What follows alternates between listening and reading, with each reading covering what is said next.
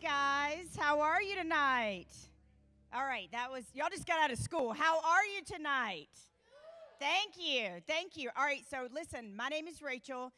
I have a lot to say to you tonight, and I'm going to say it in a short amount of time, okay? So you got to stay with me, and I'm going to move quickly. I want to start by saying this to everybody in the room. I have been speaking and sharing some variation of this message for 5 years now all across the country. I've been at probably your favorite college. I've been with law enforcement. I've been with Customs and Border Patrol. I've been at high schools. I've been at churches in other states. I've been all over. And what I can tell you beyond a shadow of a doubt is that if you will open your heart just a millimeter to me, like just this much, because listen, here's a reality. I know some of you are like, I just got dropped off here tonight. I got to listen to a speaker. I got to go to church. And some of you, listen, and I do this. I know, I understand, because I've been there. I've been you where you have the posture either like this, outwardly, or you got it in your heart where you're like, what's this person got to tell me? I ain't struggling with my mental health. I'm fine. I'm just here. So to those, I will say, open your heart a millimeter to me. And to those that came here tonight hungry. Anybody ever been hungry for something? Not just, thank you, baby. Hey, queen. Back of my jacket says queen. I believe we got a bunch of queens and kings in training. Yes. Anybody ever been hungry before? That ain't just hungry. I want a sandwich, Mom. That's I'm hungry. So some of y'all came here, thank you. Some of y'all came here tonight and you know you've been sad. Something's been bothering you. You've struggled with your mental health. Maybe you're wondering about Jesus, this guy. Maybe you haven't given your heart to him. Maybe you've been watching the news. Let me just give you a little news flash on the news. It makes you sad. It makes you sad. And the first thing I want to share with you tonight is I want you to start feeling your feelings, okay? Feel your feelings. What do I mean by that? If you're sad, be sad. If you're upset, be upset. I want to give you the permission to do that. My deal is I don't want you to stay there. See the difference? You can feel it, let it process through you, but I don't want to stay there. I'm going to give you a lot of takeaways tonight, things that you can go home with, queens and kings, to make your life better, to help you on an everyday basis, okay? So the other thing I want to start by saying tonight is I do love an active audience, okay?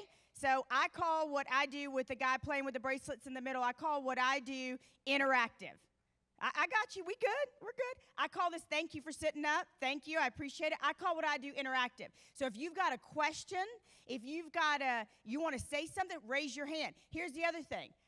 I don't know about y'all, but when I hear Pastor Darrell speak or now Pastor Tommy, and I'm like, or I'm somewhere and I hear somebody speak and they're so good, I'm like, yeah, amen. Or sometimes I woo-hoo. I'm just a very, anybody in here extra? If you're extra and you know it, say amen. If you're a wallflower, which means, or kind of quiet and reserved, and you know it, say amen. Ain't nothing wrong with it. See, let me tell you something. God did not take the day off when he made you. I'm writing a book right now, and I'll tell you, he didn't go to the heavenly Panera Bread the day that you were made. He didn't just take the day off. If that's in the book, by the way. Y'all can get a copy next year. But he didn't do that. So if you're extra, be extra. If you're quiet and an introvert, be quiet and be an introvert, right? I feel like some of what's going on with us in the world is we are trying to fit in places that we were never meant to go. That is a woohoo, okay? So back to my statement. If you felt that, you can say, woo, yeah. I spoke in Arkansas recently at a church and a high school, and literally I kind of gave everybody permission to be vocal like that. And they were like on the back row, like, woo! They were like, yes. They were, yeah, whatever, however you feel. So if you got a question, I know you just got out of school. I know you got a lot of energy and a lot of questions. You got a lot of feelings. If you feel that, that's okay, okay? All right, so we got the ground rules down. The other thing I want to say to you is this. Some of you, thank you. Look at that. Thank you. Some of y'all, and this is real talk real quick, some of y'all are here and you don't know this Jesus guy personally. And if you do, that's great. But for some in here, we haven't made the decision yet, and I want to speak right to your heart for a minute. When I was your age, I was at a church camp right exactly where you were, and I was doing this. Anybody? I mean, I was like white knuckling the pew, and they gave the altar call, and I was like, I'm not going up. I'm not. And it was like something like supernaturally like peeled my fingers off of. Anybody ever got saved and felt like you floated down the aisle like Jesus? Thank you. And so yes, woohoo. So for those that haven't experienced that yet, I just want to give you like a little I want to give you a hint. So my fingers go like this, and I felt like I floated down the aisle. I gave my life to Christ at 14 years old. Who's in here in 14? Who's 14? Okay. I gave my life to Christ at 14, and it's been a long road. I've been through a lot, and I'm going to share that in this short amount of time. But by the way, y'all bringing your parents back in July, so we're going to make it a family thing in July. So this is just my first time with you, okay? But for those who have not experienced, look at me in my eyeballs. Look at me in my heart real quick because I'm speaking to your heart. People often ask me, this Jesus guy, isn't he mean? Isn't he mad? Doesn't he tell you what to do, what not to do? Isn't he? If you've ever felt a tickle in your chest, as Pastor Tommy said, if you've ever felt a little voice in the back of your head or in your heart telling you, I love you, you're good enough, you're a miracle, I created you, I'm with you, I've never left you, that is Jesus. Yes. That is Jesus. That is Jesus. But let me tell you the equal and opposite of that. I'm going to keep it real today, okay? Because we have to keep it real where we are. We just had a mass shooting in Texas yesterday. You have got classmates, if not you, that have been struggling and have struggled with suicidal thoughts. We have to keep it real. I said this to Pastor Tommy, and I've been praying on this, y'all. The adults, it's not that we can't change a narrative. In the name of my movement, I'm going to play this video in 1 second. It's not that we can't change a narrative. But let me tell you who the world changers are in this room. Let me tell you who the narrative changers are in this room. It is you, my dear, and you, my dear, you, my dear, you, my dear, you, my dear, you, my dear. You are on the front lines, and you are going to be the ones to change the narrative.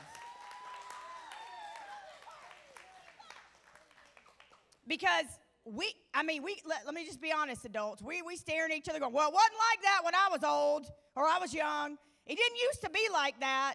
We didn't have that. We had to walk, what was it, in the snow, uphill, both ways.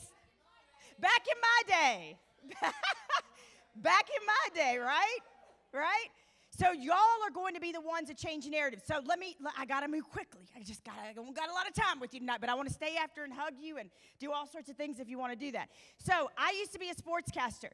I spent a lot of years being a sportscaster. And then I started listening to the call of God, of Jesus on my life. He started speaking to me. You know what he said to me? Be radical, queen. Be radical and leave your career and do and create what I created. Can you play this video? I want to show y'all what I created 5 years ago and what we do with me. This is me. This is my baby.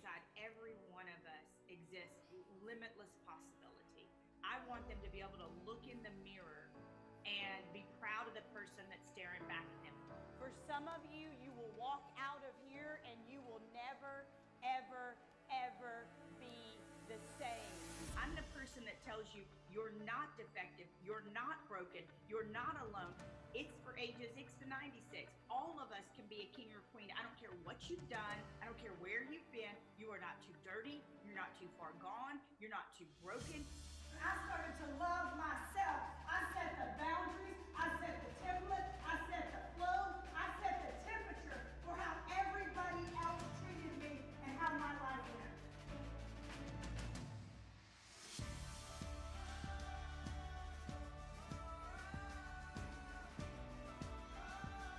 We talked about being a king, not on the football field, a king with your word, with your time, with your effort, with your character.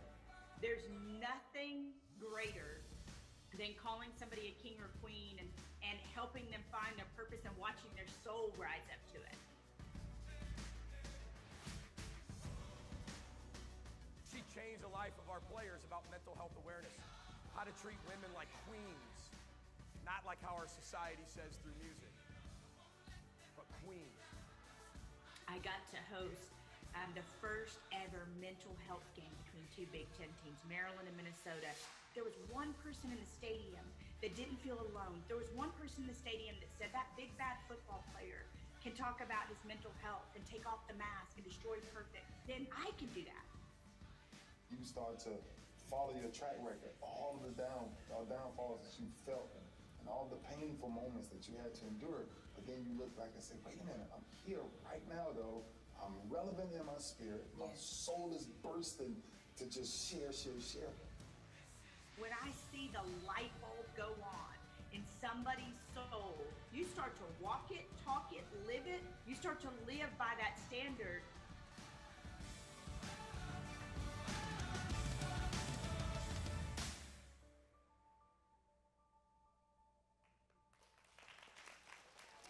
So y'all, I didn't share that.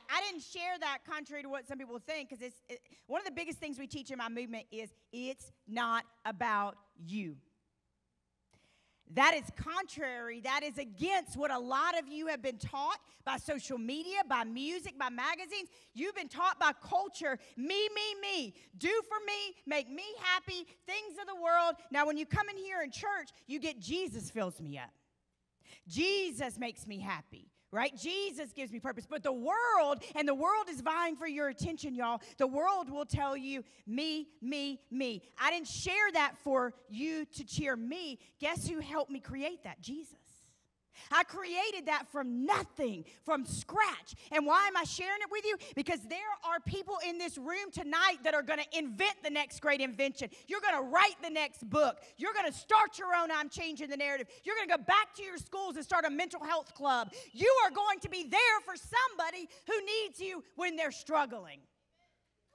You are the world changers. You are the future right now, not even in the future. People tell you when you grow up, you will. No, right now, you will change the narrative. I believe that with everything that I am, or I wouldn't be here. You have the power to do that. And the first thing I'll tell you, so I just want you, if you're taking notes, if you're in your phone and doing something else, but if you're taking notes, I trust you. Okay? If you're taking notes or you put it in your head, the first thing I want you to do is I want you to go home and dream. Go home and dream. And don't just dream for yourself, because I used to dream for myself, kings and queens. I used to dream for me. I used to dream about fame, all about me, what can make me happy. Me. I wanted fame. I wanted to be on television. I wanted money. I wanted to be on the sidelines. I wanted to be on ESPN, and I was. Okay? I wanted, right? I was all, but all my dreams included me. And now my dreams include you and you and you and you and you and you. So what I want you to do is I want you to go home and start thinking about what is a problem in the world that I can do something about. Yes. What is a problem in the world that I can do something about? That got created because in 2016, there was a really, really dark summer in college football where a lot of people were getting in trouble. And I thought, I am just bold enough, baby girl. I am just audacious enough. God created me to fix it, to use my life and my words and my passion to be able to do something to change the narrative. And I believe in here are the next great world changers right here in Yulee, Florida. Come on with it, right here in Yulee, Florida. Yes, right here, yes. Right here in Yulee, Florida. If y'all don't get hype about that, I don't know what you're going to get hype about. I think the next great set of world changers are right here in Yulee, Florida. Woo! Put a T on that period, little period. Thank you. All right, so here's the thing. I want to ask y'all a question. And this is serious. With the recent news, with the things that y'all have to train for now that we never had to train for, how are you processing that? And whether you want to raise your hand and say it out loud or whether you just want to think about this for later in your heart, how are you processing that? Who are you talking to?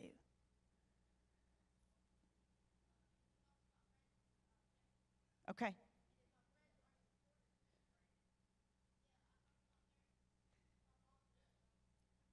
You are awesome. Thank you for being bold and raising your hand.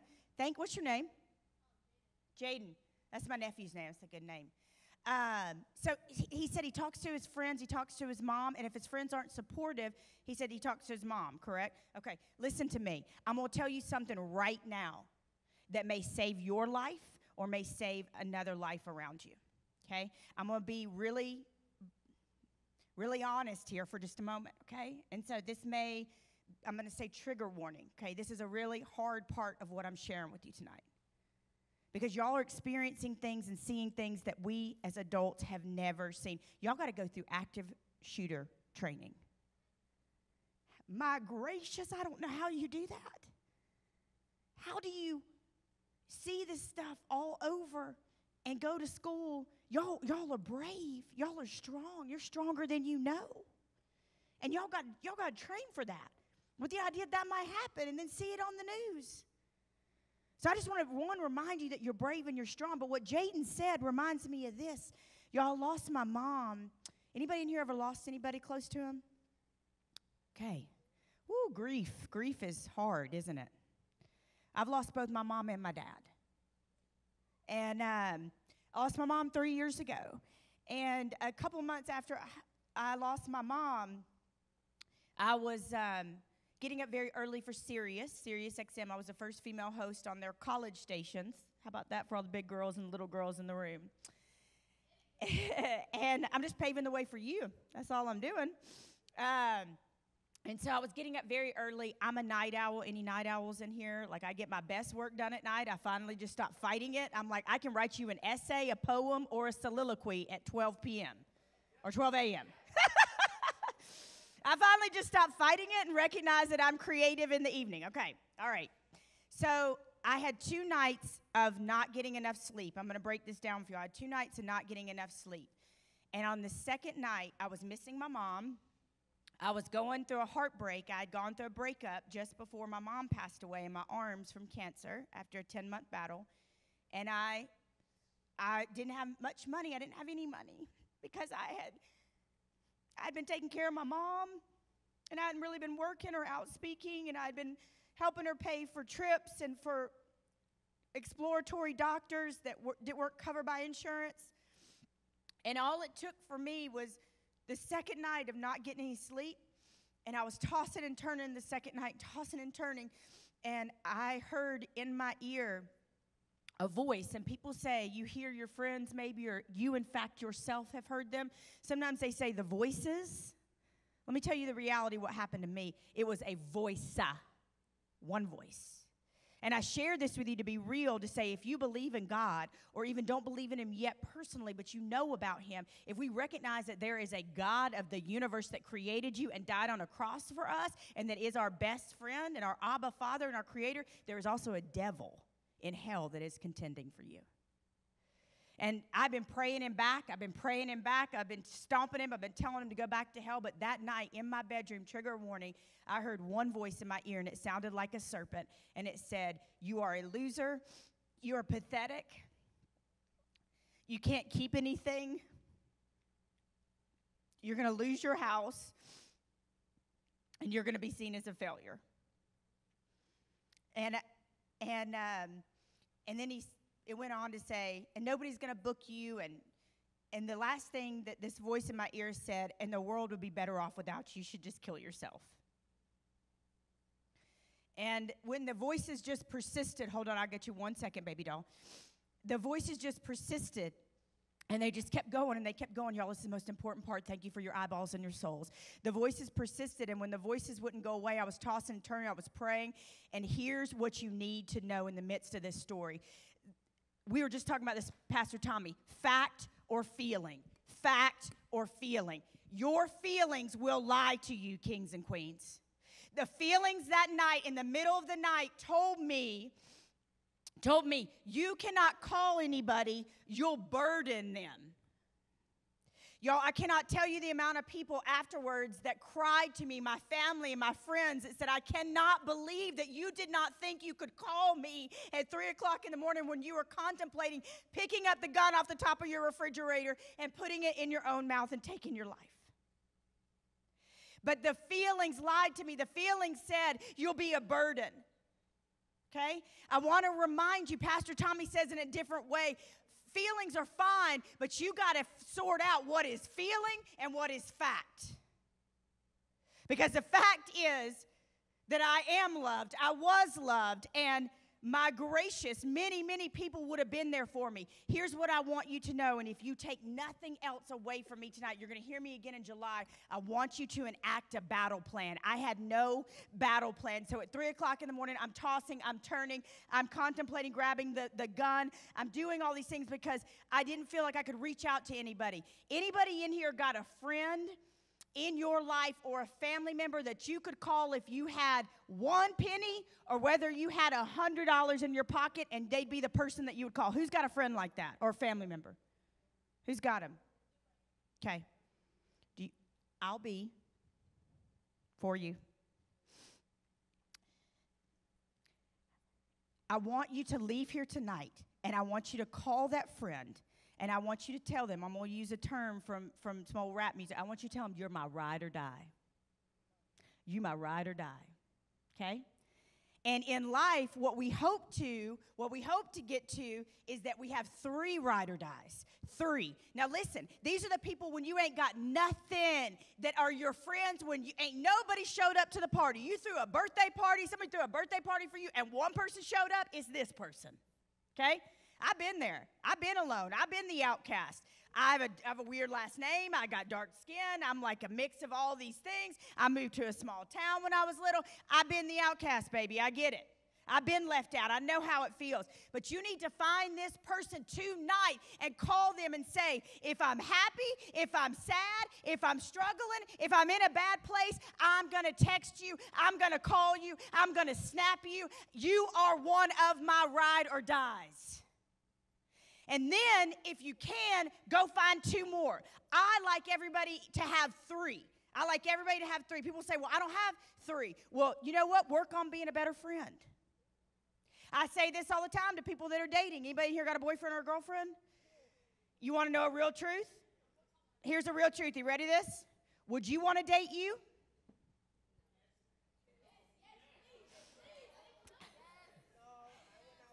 For real. Listen to me. Sometimes we say, I want a good man, I want a good woman, I want a good boyfriend, I want a good girlfriend, but sometimes we need to look in the mirror is what I'm telling you. For a long time I was saying, I want a good man, but I wasn't a great woman. So I had to work on that. So my point is, I want you to work on this summer. If you ain't got 3, working on 3. But I want you to go home tonight, and I want you to call. I don't care if they're family. I don't care if they're friends. I call my family friends, and tell them, say, you're one of my ride or dies. You are one of the people I'm going to call if I'm struggling in the middle of the night. If I'm struggling when I'm sad, if I'm feeling depressed, if I'm feeling sad, if I'm feeling anxious, if the news out of Texas or the news at my school or being bullied or being depressed or being anxious is too much, you are the person that I am going to call. Can y'all do that? Can you commit to it? Because let me tell you something. Yes. Let me tell you something. I did not have a battle plan that night, Jaden. I did not have a battle plan, kings and queens. And because of that, I almost took myself out of this world. And the things that I thought were so tragic, my feelings, I ended up marrying the guy that I had just broken up with. 1. 2, I did lose my house, but guess what? I built back. I'm not on this earth. Thank you. I'm not on this earth. I'm not worried about it. It's a house. It's a thing. Take my house. Take my car. Take my whatever. I still love Jesus.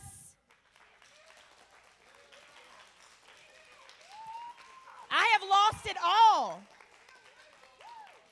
Yeah, I've lost every worldly possession, including my parents, including my 12-year-old neighbor girl.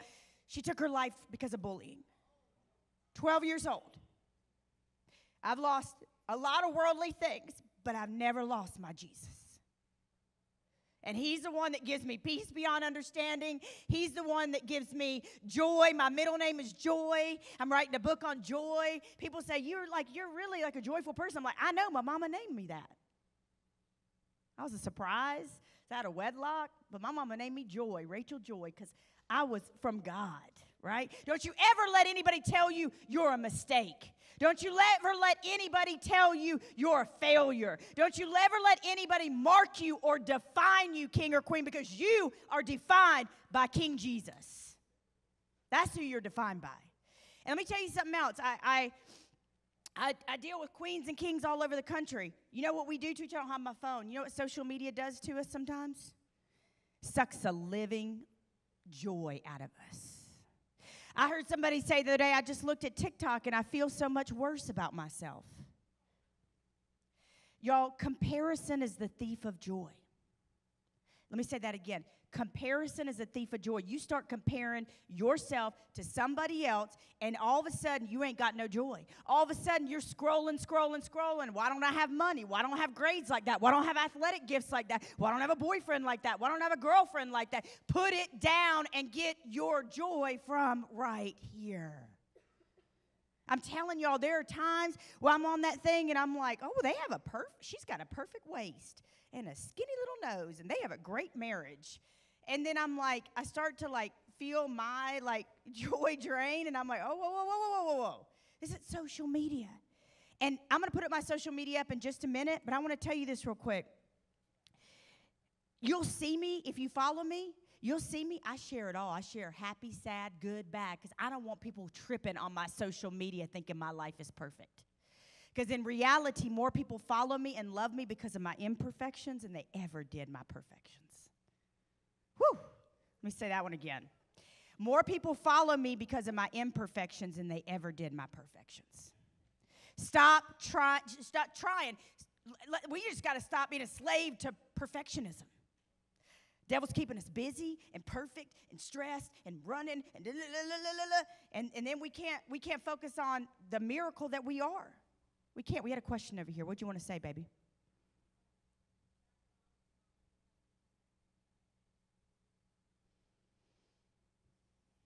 Can I repeat that or no? I won't repeat that. I won't repeat. She struggled. She's been where I've been. What gets us, thank you, baby girl, for being so brave. What gets us, let me tell you something real quick. Who likes to spend time alone? Who likes to do things by yourself? Ooh, this is a big one. Pastor Tommy, I'm trying to wrap it up. Y'all are such a great audience, by the way. Y'all are amazing. You're respectful. You're in it. Let me tell you something. I like to spend time by myself too, but there is a fine line between spending time by yourself and isolation. When you get alone too long, that's where the devil starts to tell her and me, you're a failure. The world would be better off without you. You can't keep anything. Nobody will book you. No one loves you. That is where the devil starts to work on you. So community, here, the journey, Yulee, your school, your friends, your family, opening up and taking off the mask and being real is where we tell the devil to go back to hell. Y'all have got to be thoughtful. Listen to me, my babies. Y'all got to be thoughtful about not being careful not to get alone too much. Because that's where the voice, I'm not going to say voice is. It's one voice. It's the devil.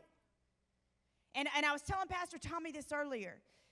Right now, the devil thinks he's winning. Because we have so much suicide all over this country. And we have people shooting children. He thinks he's winning. But I got 2 words for him. But God. But God. And y'all are the ones that are going to carry that out, right? So what are we talking about? We're going to leave here, we're going to dream, and we're going to think about our dreams and how they affect other people. I tell people this all the time. You see a problem in your community, fix it. Start a club. I'll help you. Reach out to me. I'll give you the backing. I'll put you on social media. I'll blow you up. I'll send you viral for all the right reasons. Okay? You see a problem, you can fix it. See, let me tell you something. People, this whole comparison thing, people think, oh, well, I'm not as good as her. I don't have this. I don't have that. Guess what? Every single person has a unique fingerprint, And you cannot accomplish what I can accomplish. I can't accomplish what you can accomplish. You see what I'm saying? Like, nobody in the world could create, I'm changing the narrative the way that I created it with my experience. And guess what? The devil is so dumb, he thought he was going to take me out. But what he did was give me a blueprint to be able to go all over the world and save thousands and thousands of lives. Over the stage while you're at it. But see, that's the thing. I came tonight to tell you you're not defective, you're not broken, you're not weak. You're not, let me repeat that. You're not defective, you're not broken, you're not weak. We have a saying in my movement, I'm almost done, and it says, take the mask off. And I'm not talking about your COVID mask. I'm talking about the mask that you wear for the world, where you say to people, I'm fine, everything's fine. Yep, yeah. No, you find your trusted people, a prayer partner here, a leader, a mama, a daddy, an auntie, an uncle, me, a friend, whoever it is, a teacher, and you tell them, I'm struggling, I'm sad, I'm hurting, I need some help, I need to talk to somebody. Take off your mask. Because it's a mask that is killing us, y'all. And, I want to share this with you real quick. And Pastor Tommy said something very similar to it when he got up here tonight. And I had somebody in my house this week that, because God will send signs and miracles and wonders. I got you, Jaden. Hold on. God will send signs and miracles and wonders in crazy ways. Open your eyes, kings and queens. Open your eyes. They are all around. Tonight, I opened up a bag of 1,000 bracelets and a misdone bracelet in a bag of 1,000 bracelets said, God is big enough. And my bracelets say, I'm changing the narrative. And most people just say, that's a worldly mistake. No, that was God speaking to me, coming in here tonight saying, God is big enough to change their narrative, their life. God is big enough. So this week, this guy comes into my house and he said, did you know that Paul, when he talked about preaching from a prison, y'all ready for this? He said Roman prisons were often, y'all ready for this? Sewers. So while he's in shackles, he's in the dark, he's in doo-doo, and he's still praising God. It's in the dark, and he's praising God. What I want to do to give the devil a big fist in the face is start praising in the darkness of this world. While we standing in the darkness of this world, the sadness of this world, I want to give the devil a big punch in the face by praising while we're standing in it. Praising in our sadness, praying for the people in Texas, praying. I wake up every day and go to sleep praying for people that are thinking about taking their lives, that have been where we've been. And I'm just going to read this scripture to you real quick to know your power. I love y'all so much. This is Acts 16:24. Having received this charge, he threw them into the inner prison and fastened their feet to the stocks. But about midnight, Paul and Silas were praying and singing hymns in the middle of the pee-pee and the doo-doo. It doesn't say that in the Bible, but this is what I've learned. And the prisoners were listening to them. Suddenly, there was such a great earthquake that the foundations of the prison were shaken immediately, and all the doors came unlocked, and everyone's chains came loose. Listen to me. I love this. And the prisoners were listening to them. If you go back to your mamas and your daddies and your grannies and your aunts and your uncles tonight and you say, I learned something. Let's talk about our mental health. Come with me to the next one in July. Mama, I want to tell you I've been struggling. Daddy, I want to tell you I've been sad. Can we sit down at this table and have a conversation? Listen to me. It says it in the Bible right here. People were listening. People were listening. You have a mighty voice and a power that is within you to make people listen to you. Don't you ever let anybody tell you you're small or you're stupid or you're insignificant or you're too young or it's not going to happen or you don't have a big enough audience or you don't have enough followers on TikTok. You got people listening to you. I'm fired up now. Good thing this is about to end because I could go for a while. I'm just kidding. But anyway, you got people listening to you. Don't you ever, that's a message from the devil that you're insignificant, that you're stupid, that you don't matter, that the world will be better off without you. And I came to tell you tonight, you matter. You're a miracle. You're going to do something great in this world that no one else can do.